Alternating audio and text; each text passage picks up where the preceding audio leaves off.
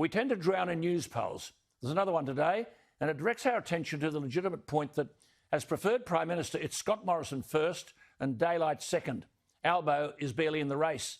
He gets 10 out of 10 for being as ineffective as possible.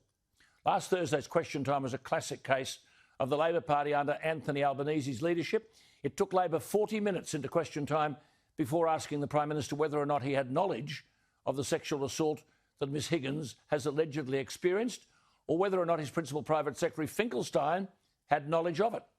A statement by Ms Higgins states that Finkelstein was in touch with her via WhatsApp to see if she was okay. Why did Finkelstein text her? These are legitimate questions. Labor should have peppered the government. Instead, Albo limped along, failing to land a punch, much to the frustration of members of his front bench.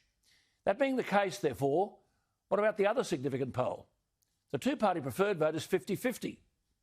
Well, no one has a clue what the Labor Party stands for. Much of the commentary borders on sycophancy because if you're a political realist, you'd have to say, if you look around Australia, there's not much joy for the Liberal Party. In South Australia, the party's gone into minority government, all sorts of scandals involving rorting the taxpayer. In WA, the Liberal Party is set to be obliterated to the point where, according to the polls, they may win only 2 seats out of 59 at the state election on March 13. Labor leads Liberal in WA on a two-party preferred 68-32, a 12.5% swing to Labor. The WA Premier Mark McGowan is one of these premiers who traffics in alarmism, but his lead over the Liberal Zac Kirkup, who's been in Parliament for fewer than 4 years, but he's the leader, preferred Premier, McGowan 83%, Kirkup 10. The 33-year-old Kirkup holds his seat by 0.8%, and at 33, he thinks voters will listen to him when he tells them how the state should be run. He'll be gone come March 13. The Liberals in WA have had 4 years to get their house in order.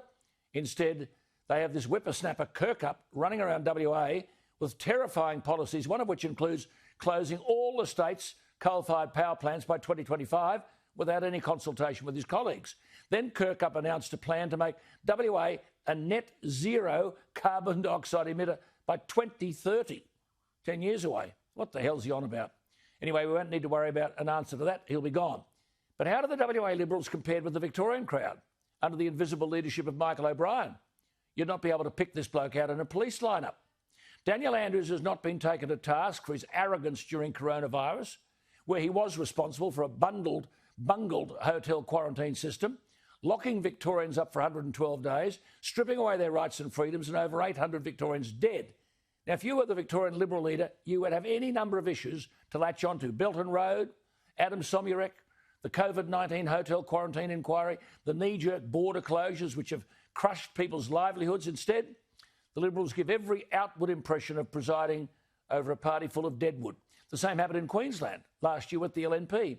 Senior people were telling me a week out from the Queensland state election that the LNP was set to win 10 to 15 seats. Dreamers. One final point. The federal Liberals are trying to demonise Craig Kelly, notwithstanding the enormous public support he enjoys. The federal Liberal leadership has tried to silence him, but the coalition government holds a 1-seat majority in the parliament. What would happen if Craig Kelly moved to the crossbench? Make no mistake, the Liberal Party is on the rocks right around Australia.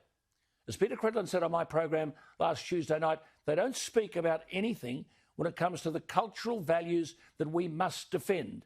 Think the Black Lives Matter protests, a Marxist movement, the Liberal government silent.